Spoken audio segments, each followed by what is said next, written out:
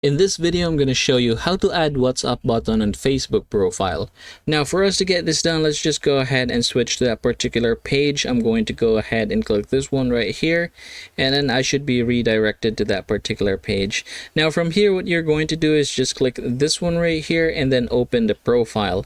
Now, once we are in the profile, what I want you to do is click this 3 horizontal lines and then click Add Action button. Here, click Edit Buttons and then choose WhatsApp over here, and then we're going to have to connect our WhatsApp, so click this one over here and then go ahead and enter here your phone number as well as the right country code. Alright, so after you have typed the correct number as well as the country code, go ahead and click send code, and then we're going to wait for this one. There you go, 16557.